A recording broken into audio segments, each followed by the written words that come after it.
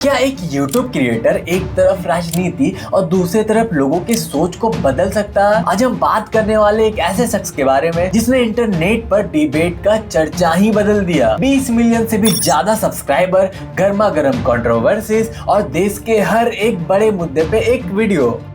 ध्रुव राठी कुछ लोगों के लिए वो दी वॉइस ऑफ रीजन है, तो कुछ लोगों के लिए सिर्फ एक एजेंडा पैडलर। लेकिन इस सफर की शुरुआत हुई कहां से और क्यों एक विदेश में बैठा इंसान भारत में हो रहे हर एक मुद्दे पर इतनी बेबाकी से बोलता है? चलिए शुरू करते हैं। ध्रुव राठी का जन्म हरियाणा के एक जाट परिवार में हुआ था और उन्होंने अपनी शुरुआती पढ़ाई सीबीएसई स्कूल से की और उन्हें बचपन से ही नई चीजें एक्सप्लोर करना और ट्रैवल करना बहुत पसंद था। लेकिन असली मोड़ तब आता है जब वो हायर स्टडीज के लिए जर्मनी जाते हैं। वहां उन्होंने मैकेनिकल इंजीनियरिंग की पढ़ाई की और उसके बाद रिन्यूएबल एनर्जी पे स्पेशलाइजेशन किया। और यही वो मोड़ था जब उनका दिमाग एक एनालिटिकल अप्रोच की तरफ झुका। जर्मनी की लाइफस्टाइल, वहां की पॉलिटिक्स और वहां का सिस्टम देख उनके भी दिमाग में आया कि भारत में भी बहुत सारी चीजें यहाँ पर बैठकर सुलझाई जा सकती हैं।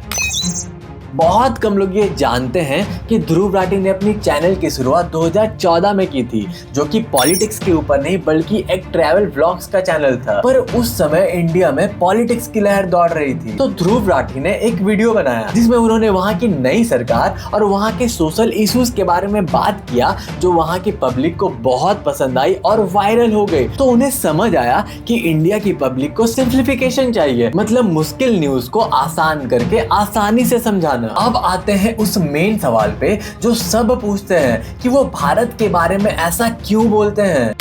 ध्रुव राठी का मानना है कि जब आप देश के बाहर रहते हैं तो आप चीजों को बहुत ज्यादा ऑब्जेक्टिव तरीके से देख सकते हो, बिना किसी लोकल प्रेशर के। वो अक्सर भारत के सिस्टम को यूरोपियन स्टैंडर्ड से कंपेयर करते रहते हैं। उनका कहना है कि ये एक सुधार का रास्ता है। उनकी ऑडियंस का एक बड़ा हिस्सा उन्हें सिर्फ इसलिए देखता है क्योंकि वो मेन स्ट्रीम मीडिया से अलग हटकर बातें करते हैं। ध्रुव का कहना है कि सवाल पूछना हर एक नागरिक का हक है, चाहे सरकार किसी की भी हो। लेकिन ध्रुव का रास्ता कभी आसान नहीं रहा। उनके ऊपर ये इल्जाम लगते रहे कि वो वन साइडेड रहते हैं, एक तरफ की बातें करते हैं। वो हमेशा नेगेटिव पॉइंट ही दिखाते हैं, पॉजिटिव पॉइंट कभी दिखाते ही नहीं है और उनकी बातें कभी कभी चेरी पिक्ड होती हैं। ध्रुव राठी की कहानी सिर्फ एक यूट्यूब की नहीं है, ये दिखाता है कि एक इंटरनेट में कितनी ताकत होती है।